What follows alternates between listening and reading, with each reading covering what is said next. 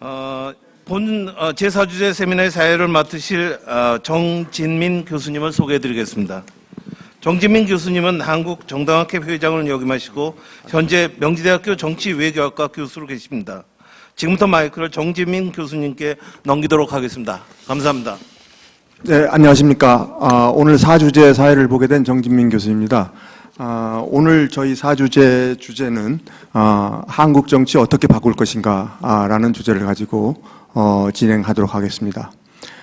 뭐 잘 아시는 것처럼 그동안의 한국 정치의 변화나 발전에 관해서 많은 논의들이 이루어졌고 또 여러 가지 많은 제안들이 있었지만 보시고 있는 것처럼 한국 정치 크게 달라지고 있는 것 같지는 않습니다. 오히려 또 최근에 보게 되면 일부 퇴행적인 뭐 그런 모습까지도 보여주고 있는 것 같아서 매우 안타깝습니다.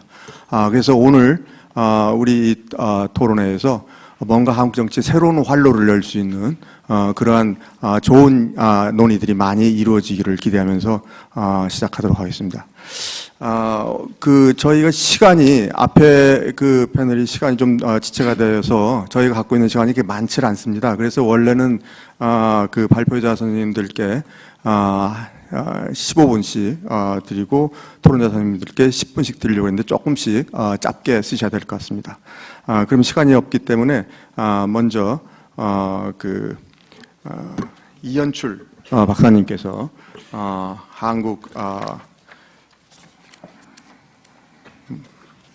이현출 박사님께서 한국 민주주의 변화와 개혁 과제라는 주제를 가지고 발표를 해주시겠습니다.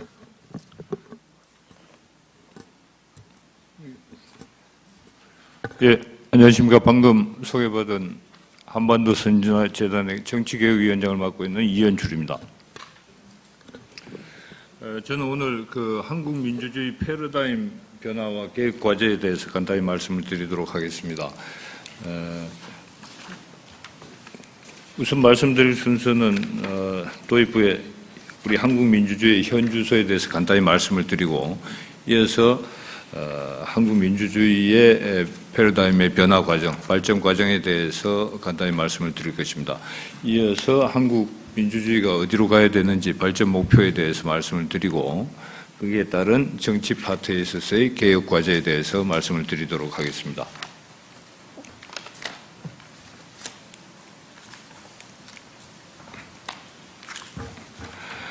우선 그 한국 정치의 현 주소를 한번 살펴본다면 일반적인 평가가 회색 지대에 빠진 한국 민주주의다. 즉 그 민주화 이후에 선거 민주주의로서의 기능은 제대로 수행을 하고 있으나 어떤 정치적 갈등의 제도화라고 하는 민주주의 공고화의 단계에는 이르지 못한 그런 정치 상황에 머물러 있다. 그래서 이러한 회색 지대에 빠진 정치가 결국 한국의 선진화를 견인하는 동력을 상실하고 있는 것이 아니냐, 그런 측면에서 문제 제기를 하는 분들이 많이 있습니다.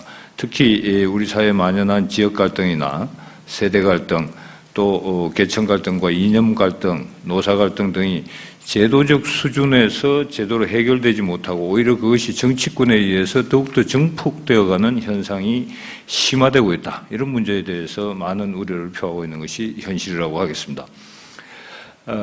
따라서 우리 현재 어떤 선거 정치 나름대로의 뭐 실망할 수준은 아니지만은 기대했던 수준에 미치지 못하는 그런 그 중간지대에 있는 회색 지대에 빠진 우리 민주주의를 어떻게 선진화된 공고화된 민주주의로 견인할 수 있을까? 이제 이것이 중요한 과제가 될 것이다라고 하는 부분이고요.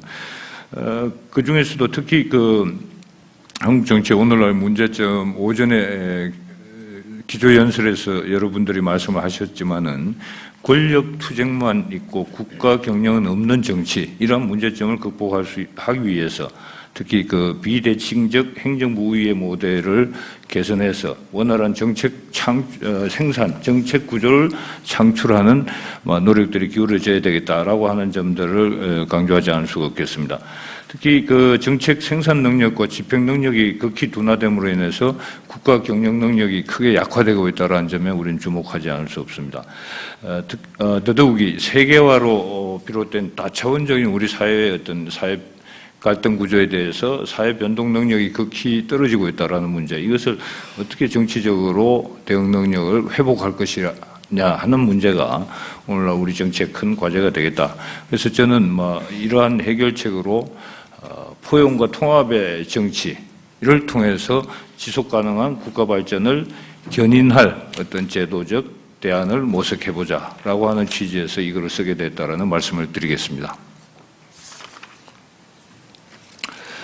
그렇다면 이제 한국 민주주의 패러다임의 변화 과정을 잠깐 살펴보겠습니다. 이 부분은 그 한반도 선진화재단의 박세일 고문께서 민주주의 3.0 이론을 전개하면서 나온 부분을 간략히 요약하는 것으로 가름하겠습니다. 먼저 민주주의 1.0의 단계입니다. 이것은 방어적 반민주주의 단계라고 얘기할 수 있는데 우리나라가 그 1945년 해방 이후에 1987년 민주화 이전까지의 단계를 두고 이런 말이라고 하겠습니다. 특히 권위주의적 민주주의 단계라고 얘기를 할 수 있겠고요. 이 기간을 특히 두 가지로 이제 우리가 나누어 볼 수 있는데 특히 건국과 호국의 단계 40년대와 50년대를 두고 이러는 말인데요.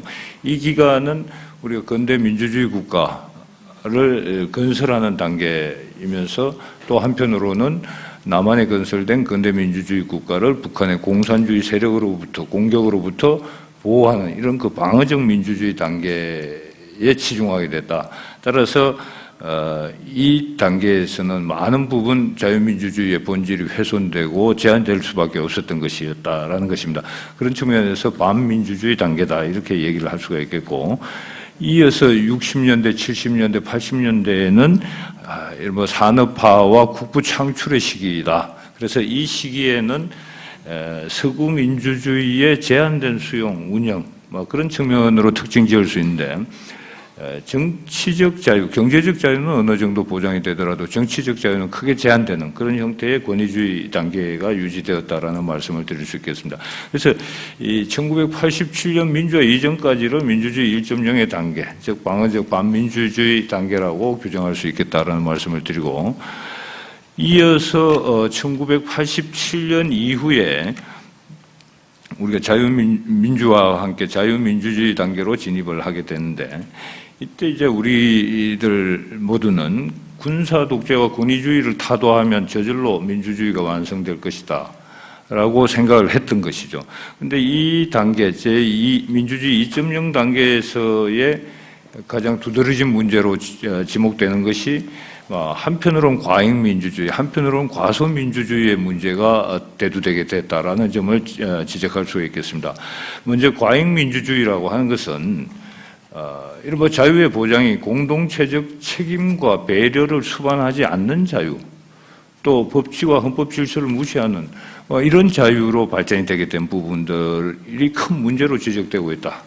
더더욱이 집단 이기주의의 팽배, 이런 문제들이 국가의 공익에 기초한 의사결정을 제한하는 방향으로 작용하고 있다는 문제가 큰 문제점으로 제기가 되어 왔다라고 하는 것입니다. 특히 이 선거민주주의와 포퓰리즘이 결합됨으로써 선거민주주의가 우리가 기대했던, 그리고 유덕하고 유능한 지도자를 뽑는 그런 그 인재 충원의 모델로 작동하지 못하고 그것이 포퓰리즘과 결합돼서 또 집단 이기주의와 결부돼서 합리적 국가 의사결정을 매우 어렵게 만든 방향으로 나가고 있다는 점들이 우리 민주화 이후의 민주주의에 있어서의 가장 중요한 문제점의 하나로 지적될 수가 있겠다라는 말씀을 드리고, 이어서 과소민주주의의 문제 또한 제기되고 있다라는 말씀을 드릴 수 있겠습니다. 특히 우리나라의 다문화랄지 또는 외국인 노동자와 같은 소수자의 인권의 문제가 있을 수 있고, 또 더 나아가서는 수직적인 관민관계로 인해서 인권이 무시되거나 또는 정보의 독점 현상이 일어나거나 또는 권위적인 상하관계가 여전히 유지되고 있는 문제, 이런 부분들이 결국 민본에 기초한 민본 민주주의라고 하는 자유민주주의 기본적인 취지와는 다소 동떨어진 방향으로 발전되어가는 모습을 보였다. 이것이 이제 민주주의 2.0의 문제다. 그래서 이러한 상황들이 결국은 장기적 관점에서 보면은 우리나라의 이제 새로운 문제, 그러면 어떤 방향으로 한국 민주주의가 나아가야 될 것인가라는 이제 목표를 새롭게 설정하는 하나의 단서를 제공한다고 볼 수 있을 텐데요. 그런 측면에서 우선 한국 민주주의가 가야 될 방법은 이제 그 과소민주주의, 과잉민주주의를 해소하고 새로운 통일 시대를 열어가는 그런 민주주의로 나아가야 되겠다라는 것이 이제 이른바 민주주의 3.0의 큰 목표라고 한다면은, 그래서 우선 한국 민주주의가 가야 될 방법은 결국 과소민주주의, 과대민주주의로 인해서 야기되는 어떤 사회적 분절을 포용으로 해결하고 통합으로 해결할 수 있는 그런 포용과 통합의 민주주의로 가야 된다라는 말씀을 드리겠습니다. 그런 측면에서는 이 세계화, 양극화, 고령화, 다문화, 통일사회 이런 다층적 충격으로부터 어떻게 이 문제를 잘 포용적으로 통합적으로 해결해 나갈 것인가라고 하는 것이 하나의 큰 문제가 되겠다라는 것입니다. 그런 측면에서 정책 대응 능력을 획기적으로 제고할 수 있는 그런 거버넌스 모델이 창출돼야 되겠다. 그다음에 갈등 해결에 제도화를 기할 수 있는 그런 방향으로 우리 제도 디자인이 이루어져야 되겠다라는 말씀을 드리고, 두 번째로 특히 중요한 것은 대칭적이고 융합적인 그런 그 행정부와 입법부 관계를 모색할 필요가 있겠다라는 말씀을 드립니다. 특히 그 입법부 행정부 관계가 기존의 갈등형에서 앞으로 융합적 협력 구조를 창출할 수 있는 모델을 구축하는 것이 필요할 것 같다라는 말씀을 드리고, 두 번째는 입법부가 정책 순환의 입법부에서 발생하는 정책 수단의 병목 현상을 해결할 수 있도록 입법부의 규모와 전문성이 크게 강화되는 방향이 모색돼야 되겠다. 그다음에 시민사회와 행정부, 그다음에 입법부와의 연계를 제도화할 수 있는 방향으로 발전이 이루어져야 되겠다는 말씀을 드립니다. 그다음 마지막으로 통일지향의 민주주의 모델 구축이 필요하다라는 말씀을 드립니다.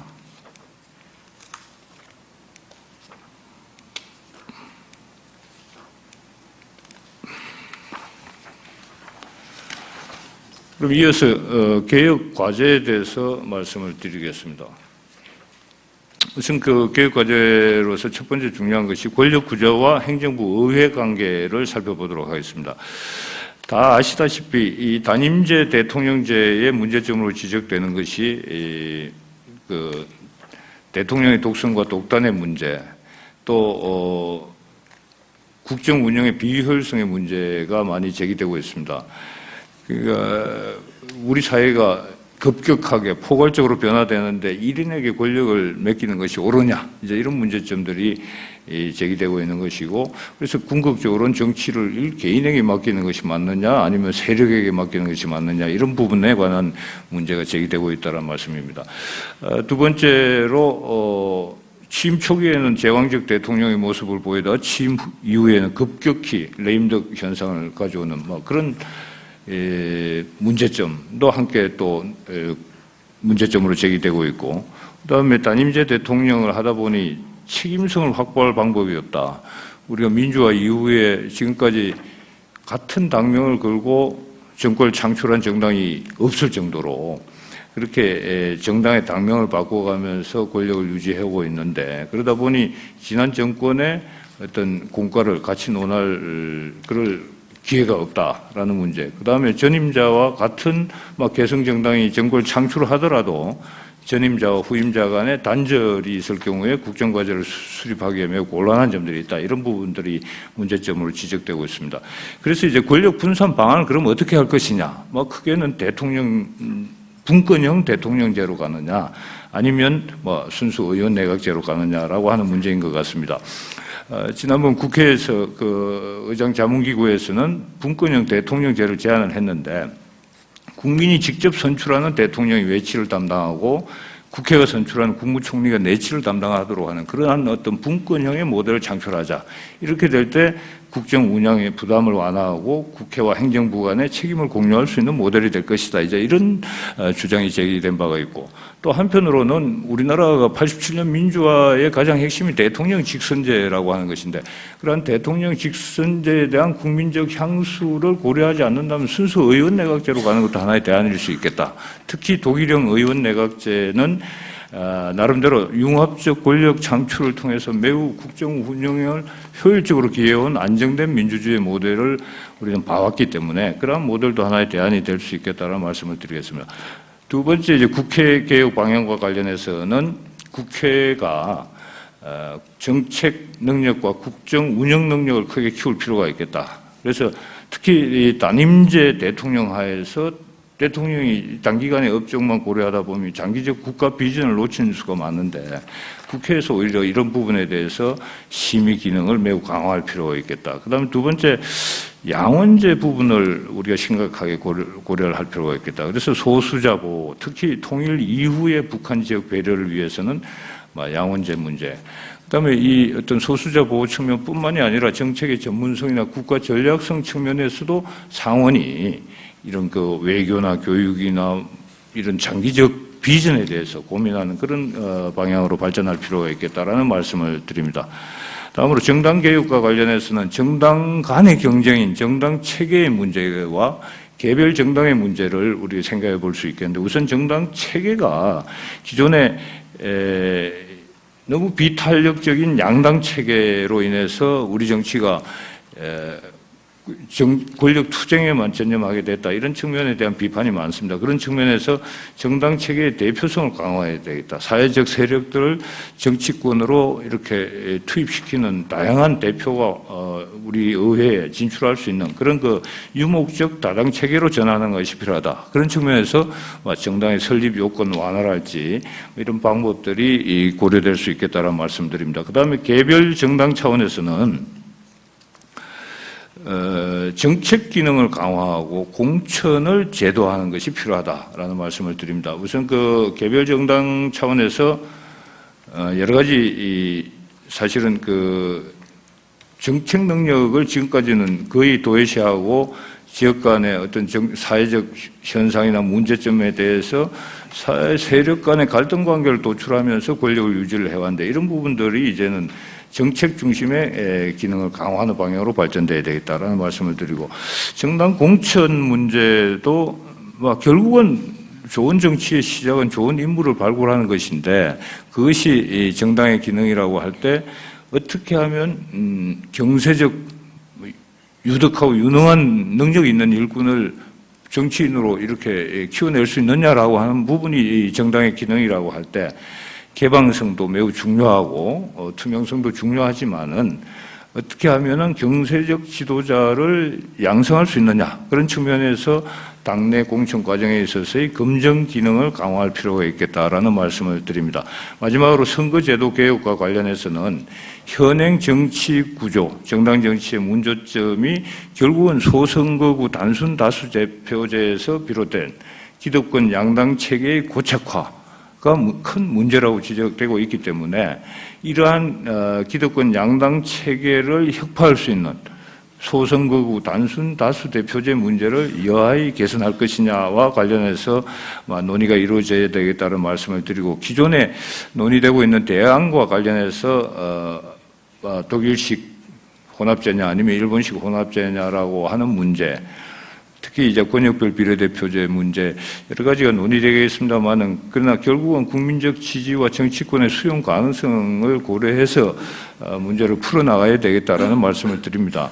그러나 이제 우리가 주목할 것은 비례대표제 문제가 되겠습니다. 그 기조 발제에서도 몇 분 선생님들께서 말씀이 계셨습니다만은, 우리 기득권 양당 체계의 고착화, 이걸 풀어나갈 수 있는 방법들 중에 하나로서 우리가 주목해 볼 필요가 있는 것이 이제 비례대표를 강화하는 방안이다.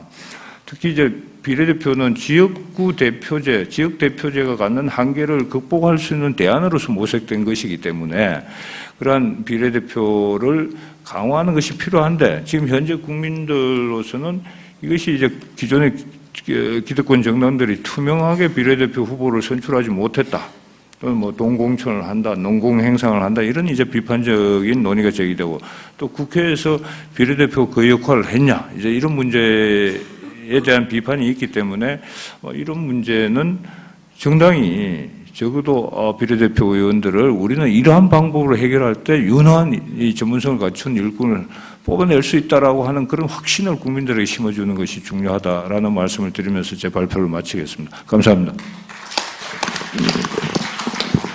예, 감사합니다.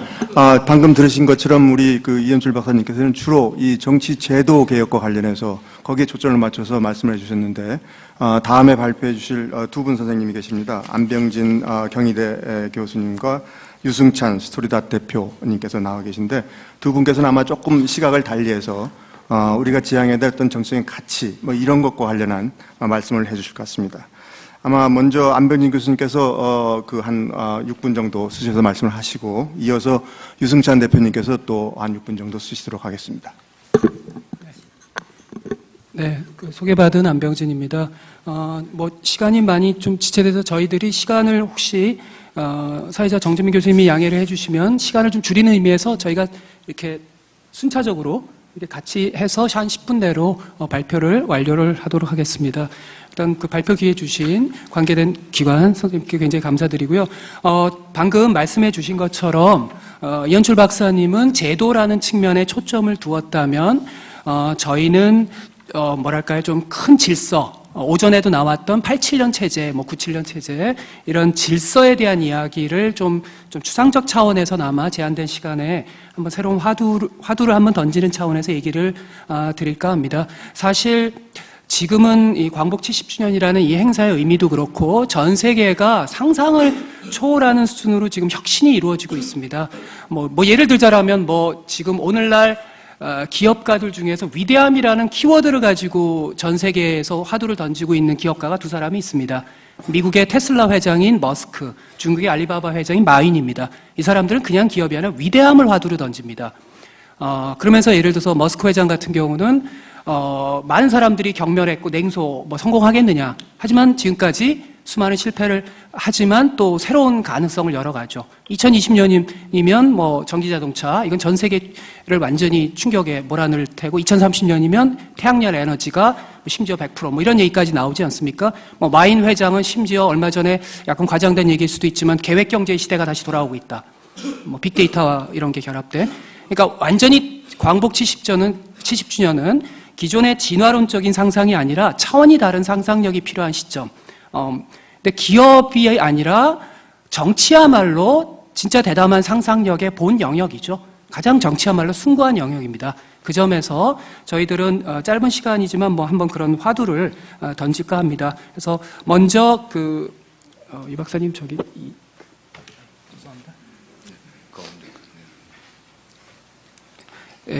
먼저 한번 그렇게 표현을 해봤는데 68년 체제. 그러니까 오전에 나왔던 얘기와도 같은데요. 68년 체제라고 그러니까 비유적으로 미국의 68년과 굉장히 비슷한 상황이 아닌가 하는 저희는 문제 의식을 갖고 있습니다. 이외에 유 대표님께서 왜 그런가 얘기를 좀 해주실 텐데요. 소위 야권인은 과거의 민주화 운동의 낡은 틀 속에서 계속 수십 년을 살아가고 있고, 또 그러니까 대통령께서는 좋은 화두를 던지셨지만 결국은 야권의 경제민주화 아젠다를 그냥 선거 캠페인으로 활용한 정도. 그러면서 마치 닉슨은 미국 역대 대통령 역사상 최후의 가장 외롭고 고독한 대통령이었습니다. 오늘날 우리가 보고 있는 현실과도 비슷하죠. 그러니까 68년과 굉장히 유사한 측면이 있는 거 아니냐. 그래서 현재의 정치 질서로 뭔가 새로운 좀 상상력이 필요하다라고 하는 측면에서 이야기를 드릴까 하는데, 박근혜 체제 부분에 대해서 유 대표님이 짧게 한번 얘기를 해주시겠습니다. 저희 주제가 오늘 정당의 담대한 실험을 주문하는 거여서요. 발표도 좀 실험적으로 해보겠습니다. 지금 이제 다 앞에서도 얘기했지만 이제 저성장 시대로 진입하면서 이 불안과 절망이 시대 정신이 되고 있습니다. 그러니까 디스토피아적 미래에 대한 얘기들이 많이 되고 있는데요. 여기에 대해서 박근혜 정부는 이 대중 전반에 잠재하고 있는 어떤 과거로의 복구적 향수 및 분노를 활용해서 이 분열주의적인 정치공학, 박근혜 정부는 들어서면서 야당뿐만 아니라 여당의 일부 세력마저도 배제하는 극도의 어떤 충성도 높은 세력에 의존하는 분열주의적 정치공학과 자의적 통치체제를 구축을 하고 있습니다. 이거는 MB가 추구했던 경제 실용주의 노선에서 한참 후퇴한 다시 이념적 보수로 회귀하는 경향을 보이고 있다, 이렇게 볼 수 있고요. 이에 따라서 강압적 외교, 반평화적 기조도 나오고 있는데요. 현재 지금 우리나라 청년들을 보면 다 아시는 얘기지만 굉장히 파국론적으로 미래를 인식하고 있습니다. 청년들이 미래가 어떻게 될 거냐는 질문에 압도적으로 많이 떠올린 대답이 붕괴입니다. 붕괴. 붕괴 이의 재구성을 요구할 정도로 파국론적으로 미래를 인식하고 있고, 그 빅데이터 분석을 해도 청년들이 꿈이나 희망이 아니라 실업과 일자리가 가장 많이 얘기되고 있는, 우리가 그런 사회에 살고 있습니다. 그럼에도 불구하고 한국의 리버럴 진영은 여기에 대해서 적응을 못하고 있다. 그래서 연고성세기로 보면 쇠퇴기에 있다고 이제 분석할 수 있겠는데요. 그러니까 새로운 시대에 부응할 새로운 가치를 내면화하는 데 실패했다. 역동성을 상실했죠. 지금 리버럴 진영이 갖고 있는 가장 큰 문제인데요. 그러면서 어떤 문화적 훈계주의, 과거주의적 경향을 보면서 태도 면에서는 오히려 보수정당보다도 더 보수적으로 보이는, 그러니까 지난 2012년 선거에서 새누리당이 보여줬던 파격적인 어떤 이 혁신에도 못 미치는 그 내부의 어떤 분열적인 경향들을 그 리버럴 진영이 보여주고 있다. 이게 전형적으로 그 이사야 벌린이 얘기했던 이제 고슴도치 유형이라고 이제 볼 수 있는데, 그 현대 사회에 적응하기 위해서는 어쨌든 여우의 리더십을 가져야 되는데 고슴도치 유형을 고집하고 있다. 그것이 이제 아이러니죠. 그래서 융합적 사고가 없어지고 이 야당의 오래된 전통 중에 하나인 프래그마티즘도 사라지는, 그래서 정치 체제 자체가 계파 중심으로 교조적으로 이제 대립하게 되는 이런 양상을 좀 보이고 있다고 볼 수 있습니다. 그래서 그 야당 전체에, 리버럴 진영 전체에 그 세상을 더 인간다운 곳으로 바꾸고자 하는 어떤 강한 의지와 열정, 이런 것들이 사라지고 실사고시 정치도 사라지면서 지금 대중의 많은 외면을 받고 있지 않나, 이렇게 볼 수 있겠습니다. 네, 그러한 이제 야권의 모습이 그렇고, 이제 현재 보수 진영은 과연 얼마나 진화하고 있는가라는 점에서도 그렇게 썩 좋은 점수를 우리가 매기긴 어렵지 않을까. 그러니까 어떻게 보면은 정치 현실주의란 말이 나쁜 말이 아닌데요. 이제 현상 유지 차원의 현실주의라고 할까요? 그런 점에서 좀 퇴행적인 부분이 보이고 있다. 이제 그 현재의 그 지배적인 세력 부분이, 과거 박근혜 대표께서 그 천막 당사 그리고 어떤 새로운 그 시대를 주도했던 건 소위 기업 경영 브랜드 마케팅이라는 점에서는 탁월하셨죠. 근데 과연 그게 새로운 보수의 가치 기반을 만들었는가라는 점에서는 이 시점에서 한번 묻지 않을 수가 없습니다. 당시 굉장히 훌륭한 문제의식을 가졌던 보수적 정치가들이 있었는데 다들 크게 하나의 세력으로서의 강한 임팩트 있는 움직임을 보이지는 못한 것 같아요. 지자체라든가 또 개별적인 정치 실험으로 다소 분산됐던 좀 아쉬움이 지금 시점에서 참 굉장히 아쉽지 않은가, 그런 생각을 좀 한번 해봅니다. 그 다음에, 그럼에도 불구하고, 저는 또 희망을 볼 수 있다라고 봅니다. 지금, 보수 진영 내에서 바람직한 경향들이 분명히 보이고 있다라고 저는 생각합니다. 한국에, 제가 오랫동안 공화주의라는 화두를 한 10년째 제기를 해왔는데요. 한국은 공화주의라고 하는 철학에 대해서 이렇게 학계에서는 내용이 많이 이야기가 됐지만, 실제 현실 정치에서는 그 사유를 녹이고자 하는 문제의식이 많지 않았었습니다. 근데 작년 올해 그래도 희망의 싹이 보일 수 있는 게 의회, 그러니까 견제와 균형의 공화적 정치 시스템이 무엇인가, 왜 정치 시스템에서 견제와 균형이 중요한가에 대한 굉장히 좋은 시도들이 지금 진행되고 있습니다. 국회법 개정 과정에서의 의회의 어떤 권위를 지키기 위한 부분들, 의회 민주주의적인 투쟁들, 이런 건 굉장히 저는 바람직한, 대한민국이 이제 선진화의 길로 가는 하나의 이행이라고 봅니다. 그리고 이제 다당들의 다양한 혁신 경쟁, 양당의 무기력하고 관료화된 것에 대한 새로운 돌파구를 끊임없이 모색하는 그러한 모습들, 또 그런 데 대한 제도적 디자인들, 그건 이 박사님도 말씀을 하셨지만, 그리고 흔히 이제 정치 공학적인 평론들만이 난무하는데, 정치가들 사이에서도 이론과 현실을 전맥하려는 움직임들이 보입니다. 여기도 계시지만, 박형준 사무총장님의 얼마 전 저서 같은 경우는 그 안에 잘 보시면, 이제 신과학의 성과, 이런 것들도 잘 녹이셔서 21세기의 과학적 성과, 그리고 인문학적인 방향, 이런 부분들과 현실 제도, 이런 문제의식들이, 한국에서도 이런 논의들이 이제 이루어져야 됩니다. 이런 고급 담론들이 이제 하나둘씩 나오지 않는가. 그리고 저는 유승민 의원의 헌법적 가치에 대한 책이 대단히 훌륭하다고 봅니다. 제대로 된 보수가 이제 나오기 시작하는 거죠. 그리고 지자체에서도 뭐 야권이든 여권이든 지자체 차원에서 대단히 훌륭한 실험들이 이루어집니다. 뭐 서울시도 그렇고 그 다음에 이제 남경필 지사 같은 경우도 한국판 실리콘밸리에 대한 실험들, 대단히 흥미로운 실험들이 이루어집니다. 이런 것이 바탕이 돼야 이념이 생기는 거지. 그 이념을 낡은 이념에 기초해서 현실을 재단하려고 하는 것은 결코 좋은 단단한 이념을 만들어 나갈 수가 없습니다.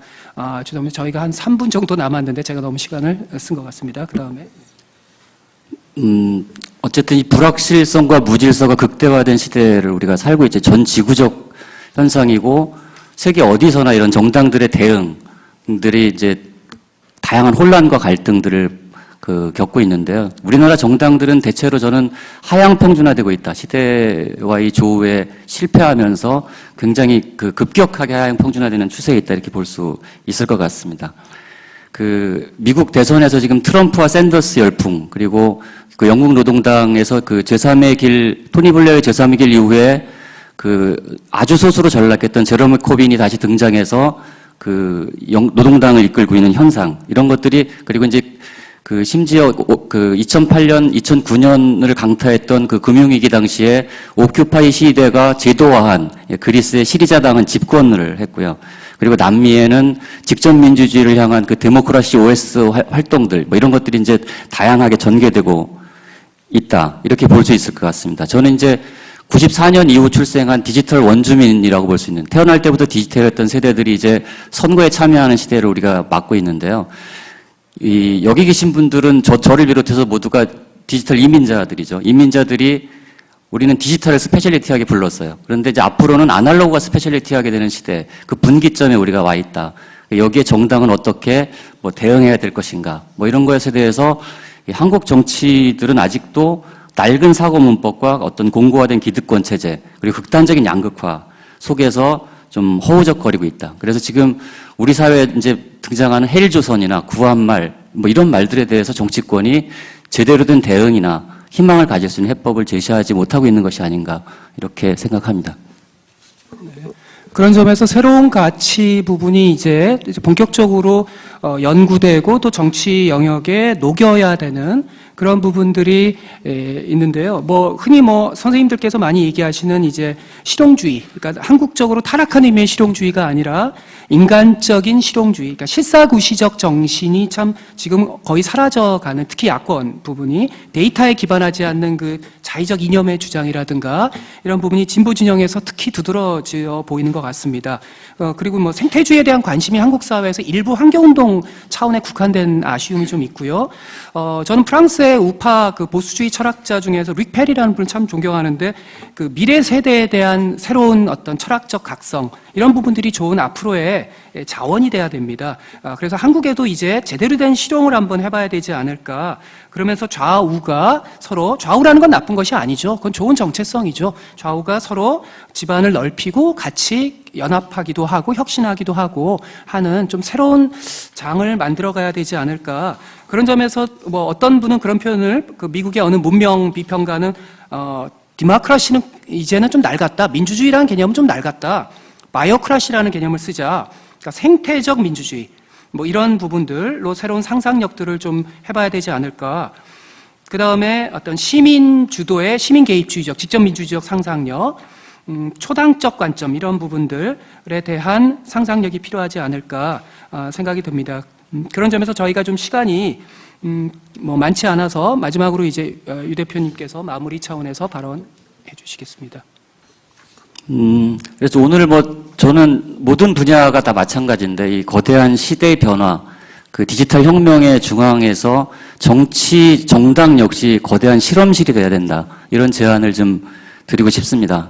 그러니까 과거의 틀이나 이론에 얽매여서 이 존재에서는 다양하게 분출되는 국민들의 요구를 제대로 수용할 수 없을 것이다. 상상력 축제의 장으로 진화시킬 담대한 디자인이 필요하다. 그래서 저는 최근에 논의됐던 오픈 프라이머리나 중대형 선거구제나 비례대표제 같은 것들도 현대 혁신은 이 유연혁신이라고 그러죠. 린 이노베이션이라고 그래서 한꺼번에 모든 걸 하려고 하지 말고 좀 순차적으로 할 수 있는 좀 실용적인 프라그매티즘적인 어떤 상상력을 발휘할 필요가 있다. 저는 뭐 아쉬운 게 그렇습니다. 오픈 프라이머리도 전부 한꺼번에 해야 된다. 이렇게 하면 실시하기가 어려운데 이것도 어딘가 실험적으로 좀 해보고 그렇게 좀 순차적으로 뭔가 우리가 반응성을 보면서 그 나아갈 수 있는 사실 이 정치가 점점 중요해지고 있지 않습니까? 국회도 점점 중요해지고 이해관계가 충돌하고 시대가 변하면서 입법 활동도 훨씬 더 중요해지고 있는데 여기에 정치권이 대응하지 못하면서 사실은 국가 경쟁력 전체가 저하되는 뭐 이런 것에 대해서 모두가 좀 위기감을 느낄 필요가 있을 것 같다고 생각이 듭니다. 그래서 정당이 좀 더 이 새로운 시대에 맞게 이 담대한 실험들을 해나갈 수 있는 이런 애티튜드를 가졌으면 하는 바람입니다. 네, 감사합니다. 감사합니다. 지금 들으신 것처럼 우리 안 교수님하고 유승찬 대표님께서는 상당히 조금 다른 시각을 제시해 주신 것 같습니다. 특히 우리 정당의 실험 정신, 담대한 실험 정신을 요구하고 계시는 것 같습니다. 이어서 그러면 저 세 분의 토론대 선생님의 토론을 듣도록 하겠습니다. 저희가 모신 토론대 선생님은 두 분은 학계에서 모셨고 한 분은 정치 현장에 계신 의원님을 모셨습니다. 그래서 먼저 아무래도 학계에 계신 두 분 교수님께서 토론을 해주시고 마지막으로 정치 현장에 계신 또 최근에 그 개혁신당을 만들기 위해서 노력하고 계시는 천정백 의원님의 토론을 듣도록 하겠습니다. 그럼 먼저 그 강원택 서울대 교수님의 토론을 듣도록 하겠습니다. 순서가 두 번째인 줄 알고 마음 놓고 있다가 뭔가 뒤통수 맞은 느낌이 듭니다.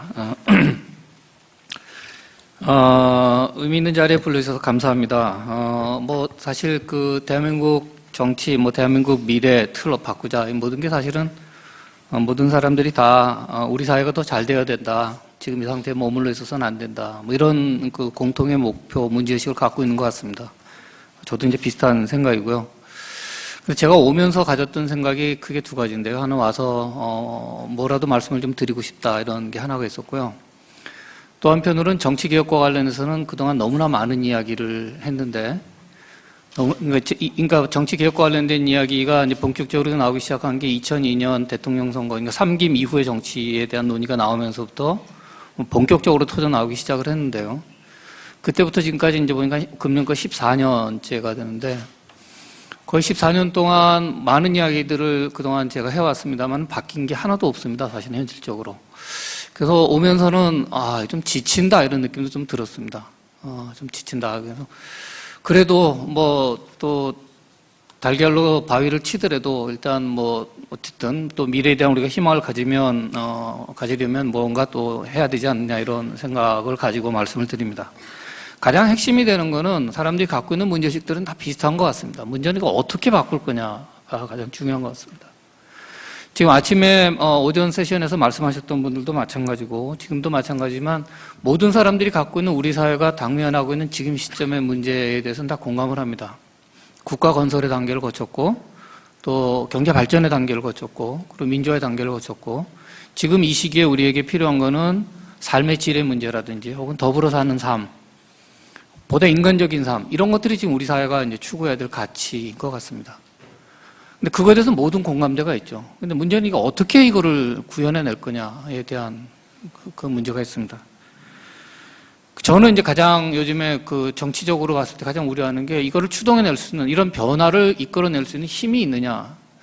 예를 들면 국가 발전을 이끌어냈던 힘, 혹은 국가 수립과 관련된 것을 만들어냈던 힘, 그 다음에는 경제 발전을 이끌어냈던 힘, 그 다음에 민주화를 이끌어냈던 힘, 이건 다 정치적인 힘이 있었기 때문에 가능했던 겁니다.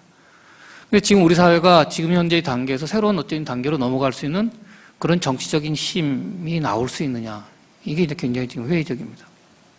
결국 이제 그거를 어떻게 극복해야 되느냐가 사실은 모든 논의의 출발점이고 또 그동안 제가 이렇게 여기저기서 이야기했던 모든 것의 근원이었는데 이제 이게 안 되고 있는 거죠. 저는 역시 가장 이런 변화와 관련된 변화를 이끌어낼 수 있는 힘은 이제 민주화가 돼서 사회 각계각층에 뭐 많은 힘들이 생겨났고 또 노무현 대통령은 이제 시장이 뭐 힘은 권력은 시장으로 갔다라는 말씀도 하셨습니다만은 그럼에도 불구하고 역시 정치권에서 뭔가 힘이 나와야 된다고 생각합니다. 그러니까 정적인 리더십이나 정치적인 어떤 세력들이 뭔가 합의를 이끌어내고 끌고 갈 수 있는 리더십을 발휘할 때 세상이 바뀔 수 있는데 저는 지금 현재 구도화에서는 그게 좀 어렵지 않느냐. 그게 그렇기 때문에 지금 이제 정체되어 있는 형태로 가고 있지 않느냐 이런 생각이 듭니다. 일단 제도적인 측면에서 아까 이현철 박사님 좋은 말씀 해주셨는데요. 저도 역시 비슷하게 정당 제도에서 저는 그 원인을 가장 크게 찾고 싶습니다. 지금 있는 그 새누리당과 새정치민주연합으로 대표되는 이 정당 체계는 사실은 88년 이후로 지금까지 하나도 바뀐 게 없는 체제입니다. 조금 더 구체적으로 보자면 90년 1월에 3당 합당 이후로 지금까지 한 번도 바뀐 적이 없는 체제입니다. 두 정당의 양당적 체제, 폐쇄적이고 지역주의에 기반하여 있는 그런 폐쇄적인 정당 구도가 그때부터 지금까지 전혀 바뀌지 않고 있습니다. 그러니까 이 두 정당이 모두 다 기득권 정당이 된 거죠. 그 오랜 시간 동안 그 안에서 이제 스스로가 경쟁하는 것 같지만 사실은 공유된 이해관계를 갖고 있는 일종의 카르텔 세력이 된 겁니다. 그래서 기억하시겠지만 아마 그 새누리당 계열, 그러니까 한나라당이 가장 어려웠던 선거가 2004년 탄핵 이후에 있었던 선거입니다. 그럼에도 그때 한 120석 얻었습니다. 120석 더 얻었죠. 그리고 민주당 쪽에서 가장 어려웠던 선거가 2007년 대통령 선거에서 500만 표 이상으로 패배하고 그 이듬해 있었던 2008년 총선이었는데 그때 80에서 거의 90석 가까이 얻었습니다. 그러니까 최악의 상황에서도 양대 정당은 거의 100석 가까운 190석에서 120석, 그냥 100석 정도는 언제든지 얻을 수 있는 정당들입니다. 그러니까 지금 현재 정치 질서가 불편하지 않은 정당들입니다. 이러다 보니까 이 사람들은 기본적으로 이 세력들은 제가 이렇게 말하다 보니까 천정배 의원님 많이 도와드리는 듯한 지금 느낌이 좀 들긴 합니다만은 어쨌든 이 체제 하에서는 이러한 변화가 이 두 세력이 집권하고 있는 여기는 새로운 세력이 이제 들어갈 수가 없게 되는 거죠. 그래서 제가 많이 하는 비유 중에 하나가 이겁니다. 삼성전자나 애플이 지금 세계 그 휴대폰 시장의 절대 강자인데 이 사람들이 왜 이렇게 막 상이 이렇게 애쓰면서 그러냐? 둘이서의 경쟁 때문이냐? 저는 그게 아니라 오히려 샤오미 같은 그런 새로운 시장 진입자 때문에 삼성전자나 애플이나 노력하지 않으면 안 될 거다 이런 생각을 하는 거죠. 왜냐하면 새로 등장했는데 새로운 기술과 경쟁력을 갖고 있는 새로운 경쟁자들이 들어오고 되니까 시장을 지키기 위해서는 스스로도 바뀌지 않으면 못 살아남는 거죠. 정치 세계에서의 경쟁은 선거 아닙니까? 만약에 어떤 새로운 신규 진입자가 참신하고 매력적인 가치를 갖고 있는 어떤 정치 세력이 등장해서 유권자들의 지지를 이끌어낼 수 있는 그런 상황이 된다면 새누리당이나 새정치민주연합이 지금과 같은 상태로 계속 유지되기는 어렵습니다. 근본적으로 바뀌지 않으면 안 됩니다. 새로운 가치를 만들어내기 위해서 노력하고 뭔가 유권자에 다가가기 위해서 노력을 해야 될 겁니다. 지금은 그렇게 할 필요가 없습니다.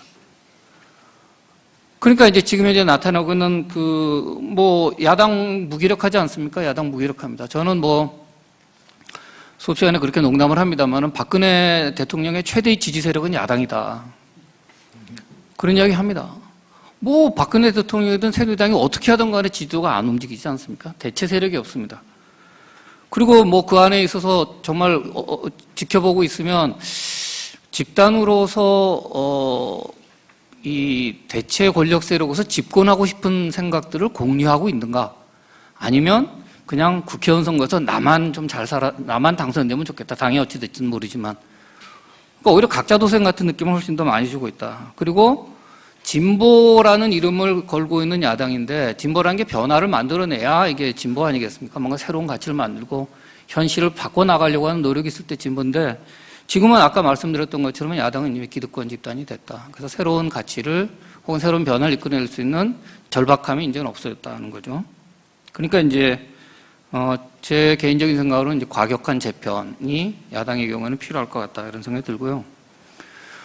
새누리당의 경우에도 지금은 외형상 잘 나가는 듯이 보입니다. 일단 1차적으로는 야당이 많이 도와주고 있는 거고요. 무슨 일을 하더라도 야당보다 나아 보이니까 일단 1차적으로는 괜찮습니다. 그런데 이제 문제는 제가 보기에 지금 현재 보수 정당은 현재나 미래, 특히 미래를 위한 가치보다는 과거의 가치에 의존해 있는 것처럼 보입니다. 제가 여기다 썼습니다만은 지금 현재 새누리당의 가장 중요한 부분은 박정희 시대의 향수, 그다음에 노령 세대. 그러니까 제가 이른바 영화 국제시장 스타일의 정치에 머물러 있다는 거죠.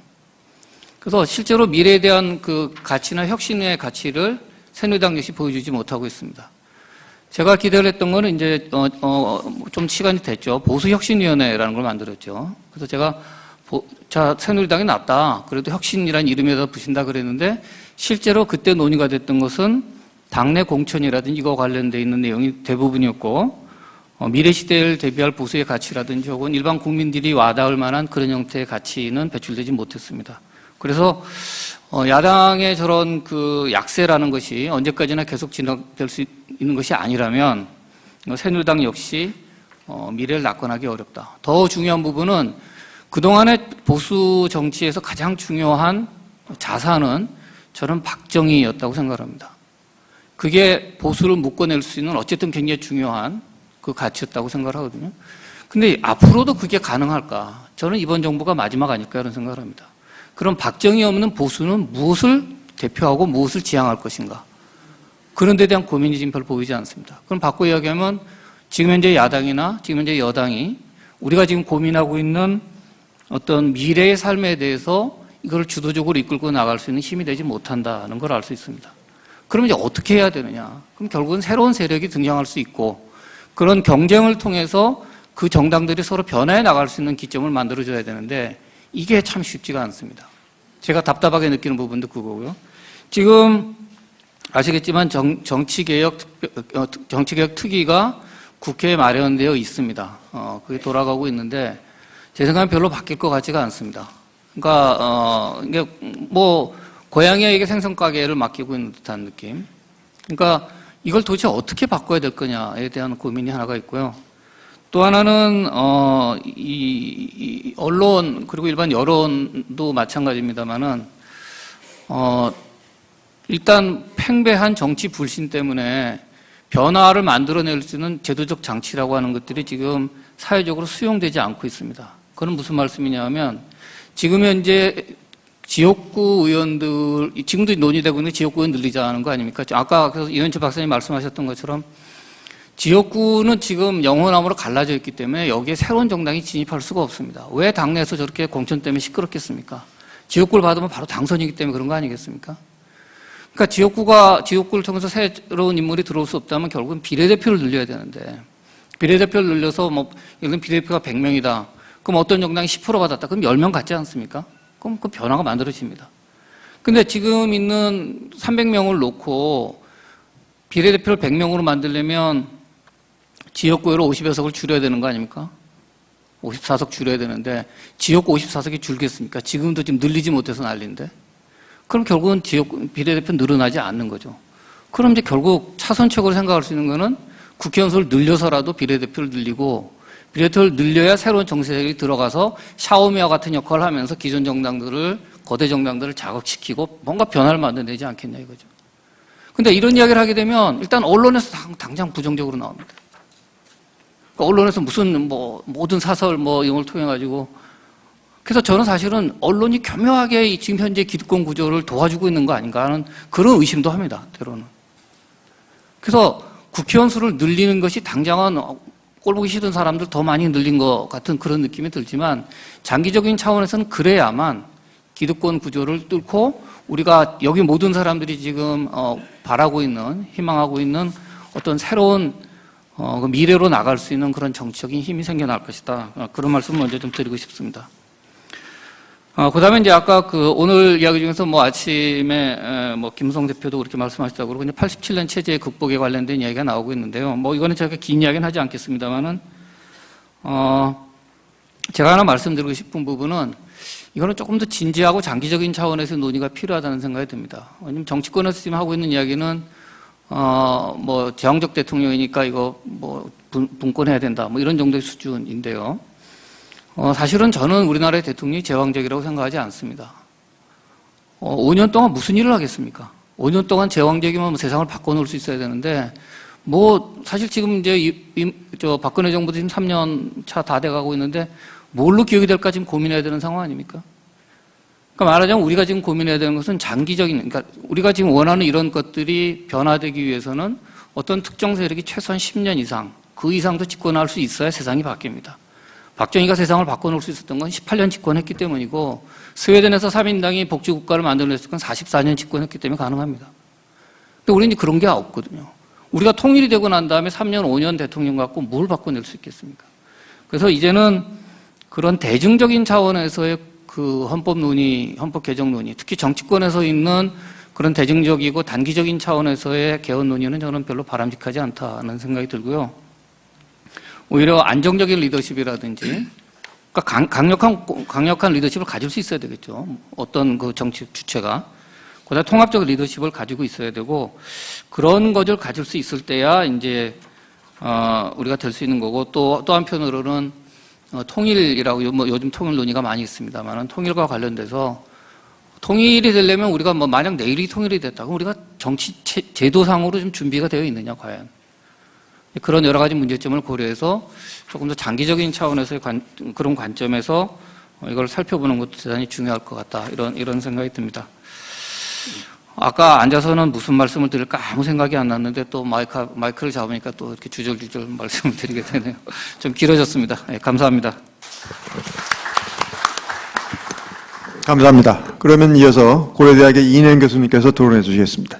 예, 먼저 이렇게 소중한 회의에 참여해서 토론할 수 있는 기회가 있어서 영광입니다. 저도 한국 정치개혁 수많은 회의에 참여해서 좀 피로감이 좀 있는데요. 그럼에도 불구하고 정치권의 개혁이나 변화가 없이 한국 사회의 미래가 없다는 점에서 여전히 중요하죠.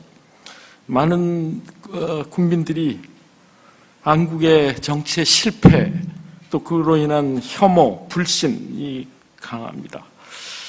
이게 몇 가지 이유가 있겠지만 크게 보면 한국의 정당 정치가 지역 패권 정당 체제의 틀에 여전히 갇혀 있다. 또 정치 양극화가 도대체 인한 정치적 교착 상황이 그 정치의 생산성을 현저하게 떨어지고 있다. 이렇게 표현할 수 있는데요. 그것을 저는 적대적 공생관계 이렇게 생각을 최근에 하고 있습니다. 대단히 적대적인 것 같은데 아까 강 교수가 얘기한 것처럼 그 기득권 구조에 서로 공생하고 있는 그런 측면이 분명히 있다고 보여집니다. 최근에 양당 내에서 지금 정치 개혁이라고 하는 이름하에 벌어지고 있는 무슨 공천 갈등, 친박, 비박, 친노, 비노, 이걸 이렇게 싸우고 있는 걸 보면 국민들 수준에서는 지금 왜 싸우지 하는 의문을 가질 것 같습니다. 전혀 어떤 다수 국민들의 절박한 그 쟁점을 둘러싼 싸움이 아니고요. 또 한 사회의 이념이나 가치를 둘러싼 싸움도 아니고 그저 정당의 기득권을 둘러싼 권력 쟁투, 그 이상 이하도 아닌. 그렇기 때문에 어쩌면 다수 국민들은 자기들 기득권을 위한 밥그릇 싸움이다. 이게 이제 한국 정치의 개혁이라는 이름으로 벌어지고 있는 기존 양당 체제가 갖고 있는 현 모습입니다. 그래서 왜 이런 상황이 벌어졌을까를 보면 저는 야당의 입장에서 보면 지난 2007년 대선 이후에 모든 주요 선거에서 져왔는데 한 번도 그 선거 패배에 대한 그 냉철한 자기 반성의 기회가 없었어요. 개파 파벌 경쟁을 피하기 위해서 항상 야당은 무슨 보고서 조사위원회를 하고 발표도 안 했거나 또 쉽게 여당 탓을 해왔습니다. 무슨 국정원 선거 개입을 옹호할 생각은 전혀 없지만 어떤 조직이든 선거를 지속적으로 지는데 그것이 일부 국정원이 무슨 정보 조작을 해서 졌다고 인식을 하고 책임을 미루는 그런 태도를 가지고는 그 다음 선거에서 이길 수 없는 거죠. 그렇기 때문에 야당이 2007년 선거 이후에 왜 국민들로부터 지지를 못 받고 있는가에 대한 철저한 자기 반성과 노선 조정과 이런 거를 회피하고 있었던 겁니다. 그 결과 뭐 야당에 대한 지지도가 20%고 뭐 새누리당 지지도가 40%고 어떤 대통령이 뭐 원내대표를 쫓아내든 소통을 안 해도 지지도가 30% 갔다가 50% 가는데 뭐 무슨 저 소통을 하고 정치를 잘할 이유가 있어요? 국민들을 높이해서 정치를 잘하지 않아도 50% 박근혜 대통령 입장에서는 뭐 별로 그 학자들이 수많은 여론조사에서 정치가 문제다, 소통행을 하라, 뭐 리더십을 새로 하라, 뭐 인사 문제를 하라고 얘기를 해도 별 할 유인이 없을 것 같습니다. 내가 50%쯤 되는데 잘하고 있는데 또 우리 저 박 대통령은 그 여론조사 지지율에 그렇게 민감하시다니까 그러니까 어떻게 보면 이게 제가 얘기하는 그 적대적 공생 관계가 어떤 새로운 그 정치의 어떤 가능성을 막고 있고 그게 국민들 입장에서 보면 굉장히 답답한 그 어떤 정치의 실패가 반복되는 상황으로 나오고 있다는 생각이 듭니다. 제가 무슨 한국의 정치 양극화를 최근에 연구를 하면서 10여 년간의 정당의 이념을 변화를 비교를 해보니까 지난 10년간 한국의 정당 간의 이념의 격차는 굉장히 뚜렷하게 나타나고 있습니다. 2004년 열린우리당 창당이 결정적 계기였는데요. 또 그거에 따라서 국민들 수준에서도 이념적 차별성이 상당히 커져왔습니다. 문제는 이념적 차별성이 커진 건 굉장히 긍정적으로 볼 수가 있죠.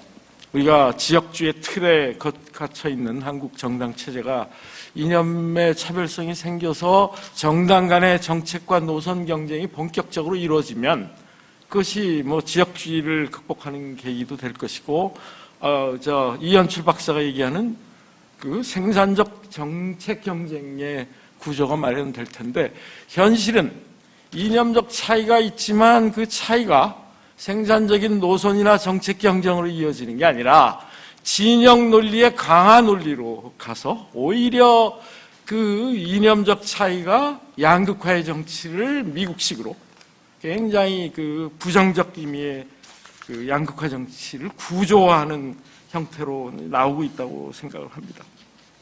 그래서 지금 뭐 여러 가지 우리 두 분의 안병진 교수님과 유승찬 교수님은 굉장히 그 가치와 어떤 그 이념을 중심으로 토론을 하셨고요. 이현출 박사님은 그 정치 제도를 가지고 얘기를 했는데, 두 분 토론자니까 두 분의 발표에 대해서 한두 마디 말씀을 좀 드리겠습니다.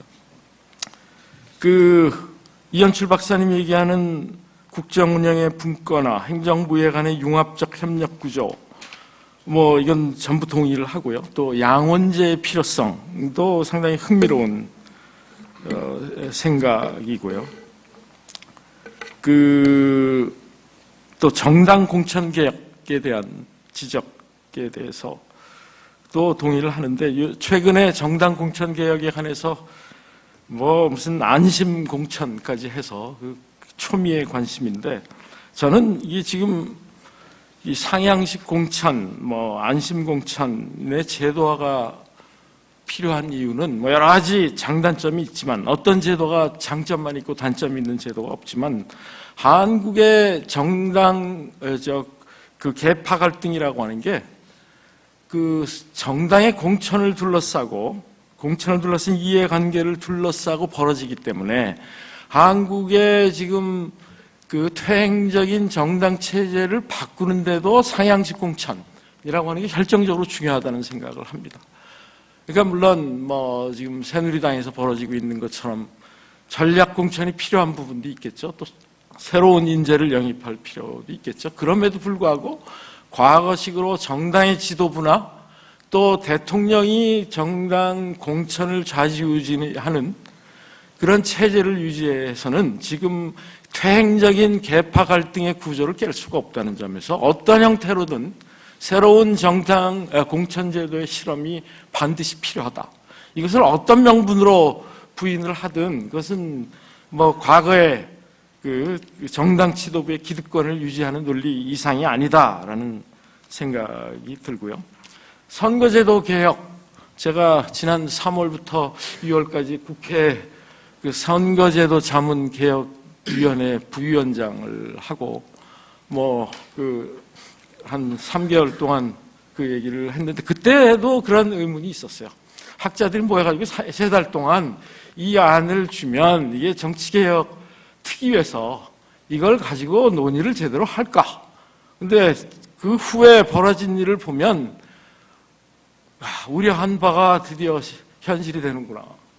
그러니까 제 결론은 뭐 선거제도 개혁에 관한 다양한 장단점이 있지만 뭐 비례대표의 뭐 독일식 비례대표의 제 장점도 있고 의원 정수를 늘릴 필요도 있고 그런데 이 선거제도 개혁도 그렇고 공천 개혁도 그렇고 정당 체제 개혁도 그렇고 지금의 기득권 정치권 스스로 한국의 그 정치를 스스로 개혁할 수 있는 능력이 없다. 이 그 엄중한 현실을 받아들여야 이 정치 개혁의 현실적 방안이 나온다는 생각을 합니다. 그건 그 지금 그래서 여러 가지 뭐 선거구 획정위원회가 독립적인 선거구 획정위원회가 그 우리 저 위원회에서 만들어져서 논의가 됐는데 결국 획정위원회 안도 그걸 받아들이고 했지만 또 정개특위가 다시 무슨 여야 협상 대표 안으로 또 하고 있거든요. 결국 저는 선거제도 개혁도 그렇고 공천제도 개혁도 그렇고 수많은 제도 개혁의 차원이 지금 기존의 정치권의 협상과 타협을 통해서 해결될 수 있는 것이 아니고 그게 현실이라면 저 이현출 박사가 얘기한 것처럼 적어도 한국의 헌법 권력 구조를 포함해서 주요한 정치 제도 개혁을 논의할 수 있는 장기적인 미래 국가 미래 연구원 같은 것을 초당적으로 만들고 거기서 정치 개혁에 관한 아젠다를 선거를 앞두고 몇 개월 전에 협상하고 타협하지 말고 몇 년 전에 논의를 해서 그걸 정치권이 이해관계가 앞당기지 않은 시점에서 논의하는 방식으로 추진하고 이것을 학계와 정치권이 합의하는 방식으로 해야 현실적으로 가능성이 있다고 생각합니다. 시간이 없어서 여기서 마치겠습니다. 감사합니다. 감사합니다. 저희 그 일정표에 보면은 저희 저 사주제 패널이 5시 50분에 끝나게 되는데 벌써 6시를 넘긴 것 같습니다. 그렇지만 시간이 뭐 별로 없지만 그래도 두 분 그 학계에 계신 교수님 말씀을 들었기 때문에 이제 그 정치 현장에 계신 우리 저 천정배 의원님의 말씀을 듣도록 하겠습니다. 몇 분이죠? 뭐 시간 뭐 쓰시죠. 아니, 그렇죠. 예. 우선 오늘 아주 이 유익한 자리에 불러주셔서 대단히 감사합니다. 예. 저로서는 지금 개혁적 국민정당을 만들어서 정치 혁명을 해야 되겠다 이렇게 제 의지를 명확하게 하고 있습니다. 근데 오늘 본인은 아니었을지 몰라도 오늘 두 분의 발표 또 두 분 교수님의 토론 말씀을 들으면서 여기에 다 제가 앞으로 꿈꾸고 또 실천하고자 하는 정치의 변화의 모습, 미래가 다 있다는 생각을 해서 오늘 제가 토론은 정말 잘 왔다. 뭐 혹시 저한테 사례비를 줄 것은 없고 제가 오히려 뭘 좀 내놓고 가야 되겠다는 생각을 하게 됐습니다. 우리 이현출 위원장님께서 그동안의 우리 민주주의 역사에 대해서 말씀하시고 현재 민주주의를 민본 없는 민주주의라고 규정을 하시고 또 우리의 발전 목표를 포용과 통합의 민주주의 이렇게 제시해 주셨습니다. 100% 저하고 생각이 같습니다. 솔직히 말씀드려서 저는 우리 이현출 위원장님이 속하신 재단이 제 정치적 길하고 약간 결이 다르다고 생각했는데 오늘 말씀을 들으면서 우리 나라에 적어도 나라를 걱정하는 여러 무슨 분들 사이에 기존의 진영 논리를 넘어서는 굉장히 강력한 콘센서스가 있구나 하는 것을 느낍니다. 매우 희망적으로 생각을 합니다. 안병진 교수님, 유승찬 대표님, 저 많이 기대하고 왔습니다. 역시 더구나 우리의 과거의 정치를 제대로 만드는 문제를 넘어서서 이제 새로운 시대의 디지털 시대에 이제 그런 상상력이 풍부한 정치에 대해서도 여러 아주 풍부한 내용을 말씀해 주셨습니다. 제가 그래서 발제에 대해서 100% 찬동한다는 말씀을 드립니다. 우리 다 나온 말씀입니다만은 한국의 현재 우리가 갖고 있는 어떤 위기적 상황은 우리 젊은이들이 헬조선이다 하는 아주 극단적으로 자조적인 말로 절망감을 표시하는데 다 표현되어 있다고 생각합니다. 그리고 그걸 조금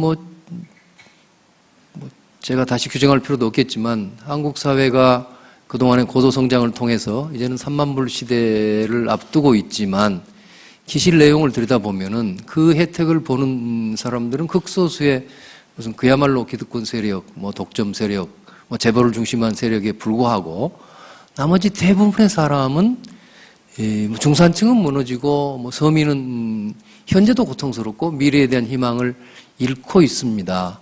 우리 내부가 극도로 불공정하고 불평등하기 때문이지요. 또 더구나 이제는 성장조차도 계속 성장률이 떨어지고 앞으로 10년, 15년만 지나도 성장이 멈추고 사실은 이 사회가, 이 나라 전체가 무너져 내릴지도 모르는 그런 심각한 상황을 맞고 있습니다. 그래서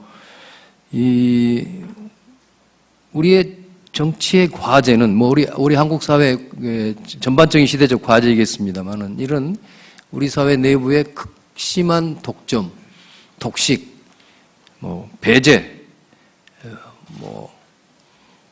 이권 추구, 탐욕 이런 것들이 효과적으로 견제돼야 되고 그리고 궁극적으로는 그게 타파돼서 우리 많은 국민 대중들이 상생하고 또 사회도 공정하고 서로 소통하고 서로 협력할 수 있는 그런 나라로 만드는 것이라고 생각합니다.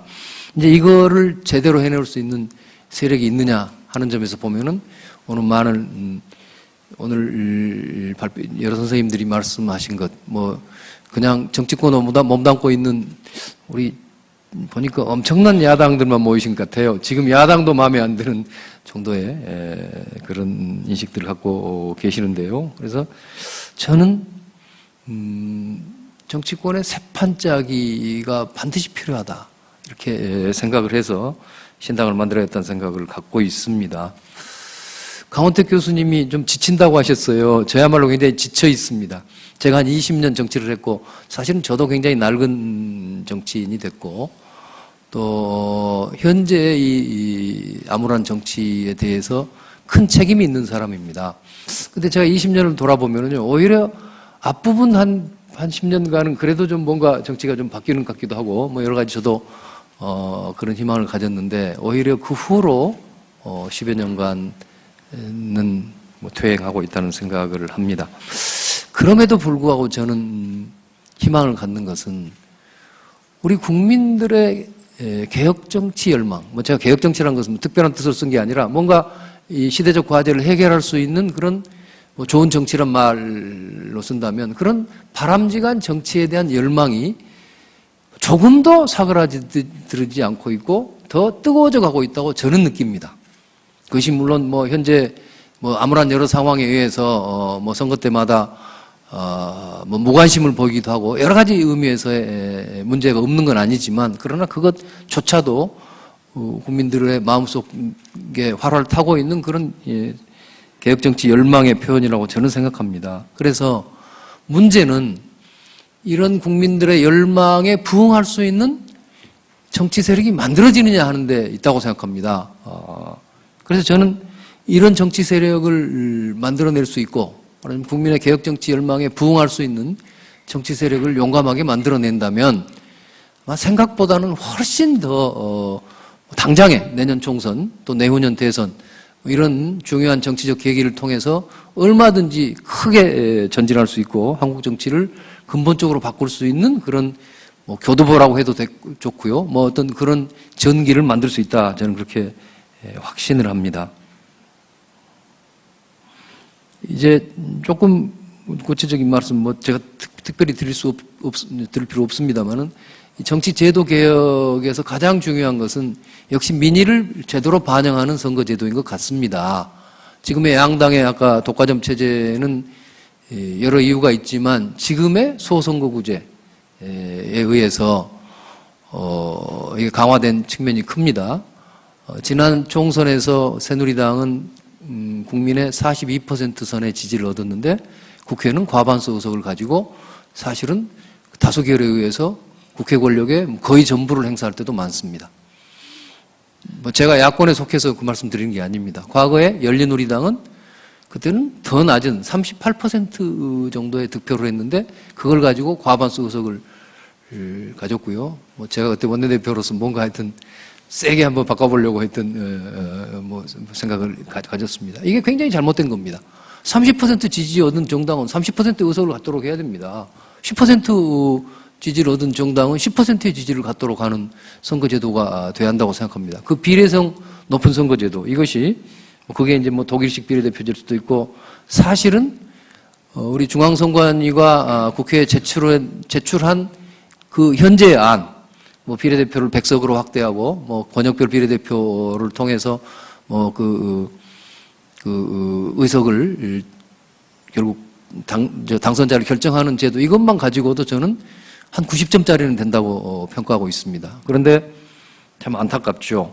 지금 여의도의 기성정당에 의해서 이런 새로운 희망적인 제도들 그러면서도 가장 민의를 잘 반영하는 제도들이 채택될 리가 만무하지요. 그래서 아까 개헌 이야기도 있고 그러는데 한국 사회는 이미는 좀 뭐 어떤 87년 민주항쟁에 의한 그런 엄청난 어떤 혁명적인 분위기에서 헌법 개정을 한 이후에 무슨 통상적인 절차와 통상적인 상황에서 개헌을 할 방법이 없어졌습니다.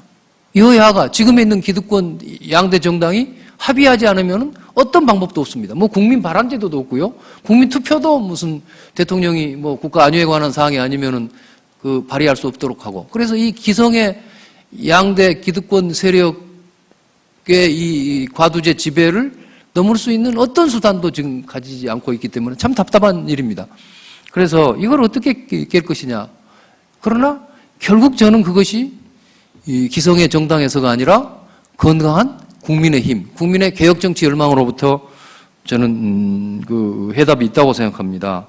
그래서 조금 용감한 분들이 한국 사회를 진짜 걱정하는 정말 이 나라 정치를 근본적으로 바꿔야 되겠다는 좋은 분들, 용감한 분들, 어떤 확실한 가치와 비전을 가지고 또 상당한 용기를 가진 분들, 어떤 경우에도 어떤 자기 기득권을 주장하지 않겠다는 그런 헌신성을 가진 분들이 함께 모여서 좋은 정치 세력을 만들면 저는 뭐 크게 내년 총선부터도 희망이 있다고 생각합니다.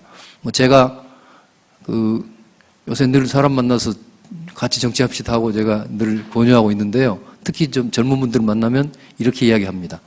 저를 도와주시라는 뜻이 아닙니다. 뭐 천정배는 이제 나이도 먹었고 뭐 오히려 이제 뭐 퇴장해야 될 때입니다. 근데 젊은이들이 정말 자신들의 미래를 위해서 그리고 앞으로 우리의 자손들의 미래를 위해서 정말 용감하게 이 정치판을 바꿀 수 있는 결단을 내려주십시오 하는 이 간청을 하고 있습니다. 오늘 참 생산적인 자리에 불러주신 데 대해서 다시 한번 감사드립니다. 감사합니다.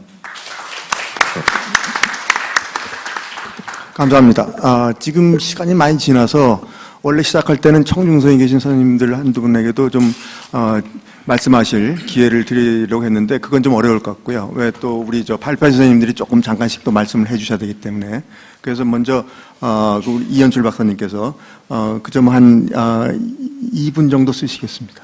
네. 네. 예, 감사합니다. 강원택 교수님, 이내영 교수님, 천정배 의원님 뭐 토론 잘 들었습니다. 우선 아침에 박형준 총장님께서도 지적을 하셨는데 현재의 이 카르텔 정당 체제, 기득권 양당 체제는 결국은 개혁의 한계가 뚜렷이 나타나고 있다. 생각의 힘이 부족하다. 또 그다음에 기득권층의 저항으로 인해서 이 구도 자체를 깨기가 매우 어렵다. 이제 그러다 보니 늘 낮은 수준의 합의만 이루어지고 취약한 정치개혁에 머무를 수밖에 없다. 이제 이런 말씀을 하셨는데 결국은 두 분 토론자 선생님들도 그런 부분에 공통된 지적을 해주셨고요. 자, 그렇다면 이 기존의 기득권 양당 체제를 어떻게 깨고 새로운 이제 좀 포용과 통합의 어떤 정당 체계를 가져갈 것이냐. 이제 이 문제는 결국 이제 강 교수님 지적하신 안정적 리더십, 통합적 리더십과 결국은 직결되는 것이 아니냐 그런 생각입니다. 단임제로는 이것이 이루어질 수가 없는 구조적 한계가 있다. 그렇다면 이제 권력 구조를 세력에 의해서 융합된 권력으로 갈 수밖에 없는 것이 아니냐.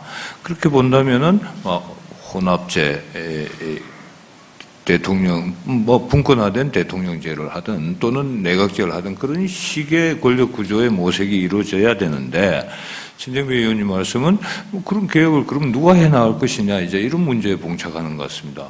결국 그것은 내년도 대통령 선거나 총선에서 정당이 매니페스토로 걸어야 되지 않겠습니까? 그것을 가지고 국민들 앞에서 치열하게 토론을 해서 다수의 의석을 얻은 세력들이 그것을 적극적으로 임기 초에 추진해 나갈 때 주동력을 가질 수 있는 것이지 지금처럼 선거 전에는 아무 얘기도 안 하고 있다가 당선되거나 다수당을 차지하고 나서 슬그머니 뭘 꺼내서 처리를 하겠다 이렇게 해서는 답이 안 나오는 것이 아니냐 저는 그런 생각을 합니다.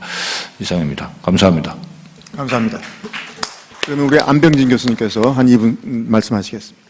예, 아까 토론자 선생님들 말씀과 저희 발표한 저희들의 생각이 크게는 다르지 않은 것 같습니다. 이 피로감, 이 교착 상태, 이 과도기, 도대체 어떻게 이 고통스러운 상황에서 좋은 이행을 가능하게 할 것인가 참 답이 없는 것 같은데요.